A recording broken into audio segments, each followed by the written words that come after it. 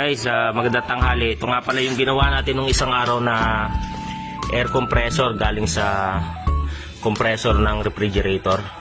So, pinat ko yung video ng isang araw kasi wala akong host. So, ngayon dahil may host na ako, tsaka ito, yung air shock ng air compressor. So, testingin natin kung makakapagpahangin ba talaga to ng gulong, ano. So, kung mapapasin nyo, nakasaksak na siya. Tinakpan ko yung butas. Ayun, may sumisigaw na hangin. So, ito wala pa po siyang tangke at saka pressure switch. So, syempre,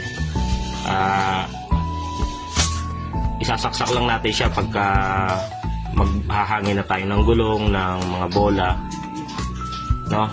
So, ngayon ide-demo ko kung totoo bang nakakapagpahangin ko ng gulong. So, kukunin ko muna yung motor ko, pasisingawin ko yung hangin, and then lalagyan natin ng hangin, ano? Okay? Balik ko muna itong air shock niya. Ito. Air shock, balik muna natin. And then, kukunin ko lang yung motor.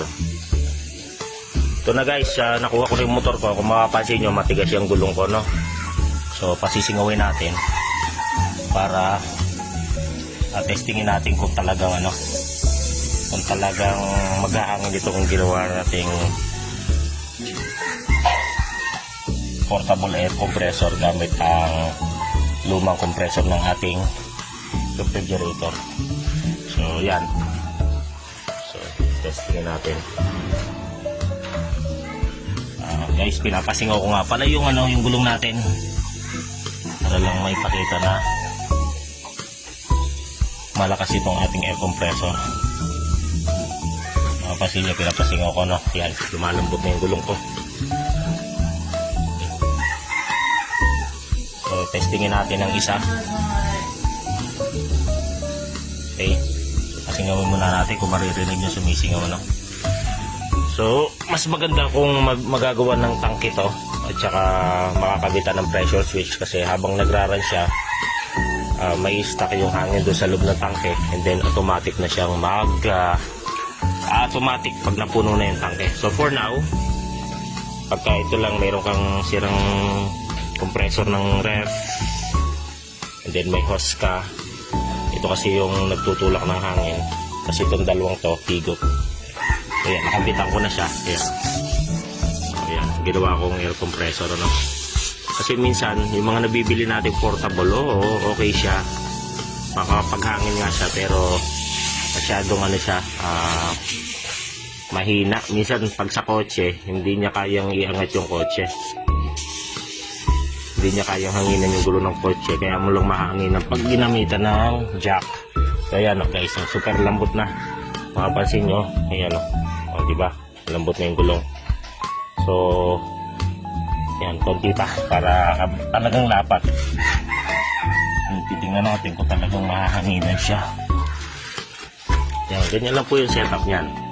So, ang ginamit ko, lumang motor ng ref. Kung sira na yung ref nyo, kung gusto mo naman, pwede kang bumili sa mga junk shop nito, mga 300, 400 hanggang 500.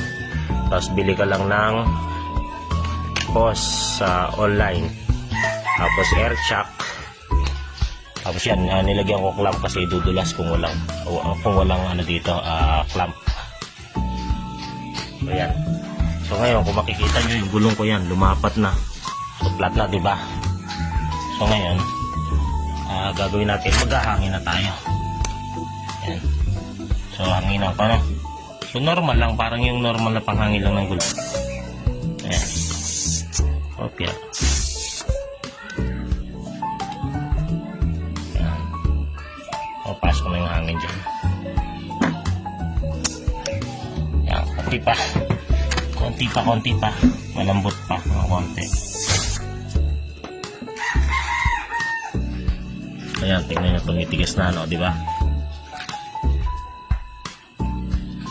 Mapansin nyo, tumitigas na yung gulong.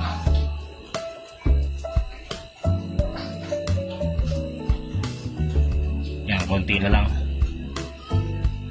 O, diba? O, matigas na. Ayun, diba? Sa bola, ganun din. Pwede mo siyang gamitin sa mga bola-bola. So, Kuha lang ako ng bola, testingin natin ano. Yan, so guys, okay na yung ating gulong. So ngayon, testingin naman natin sa bola Pasisingawin natin to. So pasisingawin ko muna.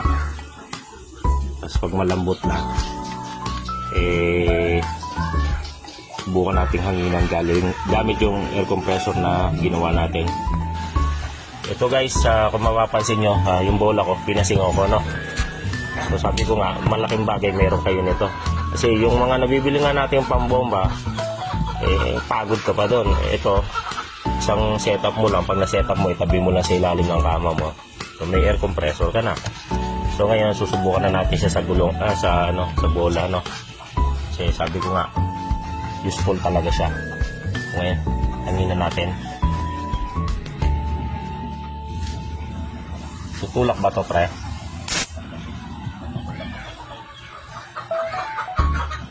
So ngayon, tanggalin ko itong sa air shock,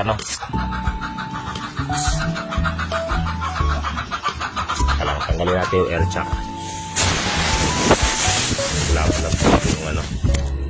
Wala palang pito yung ayun iba nga pala yan so yan, tanggalin natin, then hinginan na natin to.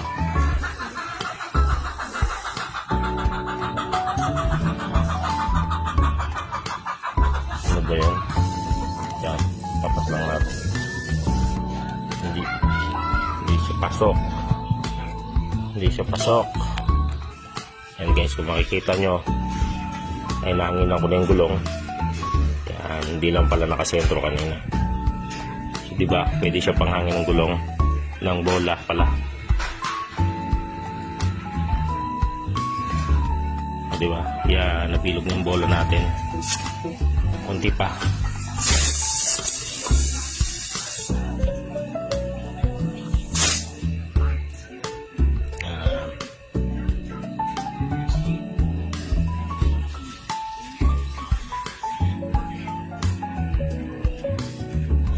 Okay, so konti pa.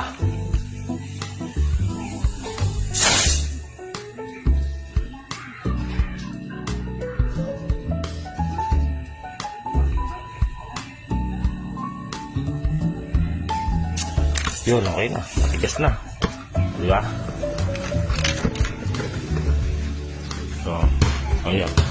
So, diba? Nakagawa tayo ng air compressor gamit ang lumang motor ng refrigerator. Pwede panghangin ng gulong, pwede panghangin ng bola ng mga interior. Okay, so pwede rin to sa airbed. So maraming salamat guys, thank you for watching. Abang-abang lang kayo sa mga susunod na mga tutorial and uploads ko. So yan, so huwag nyo sayangin yung mga luma nyong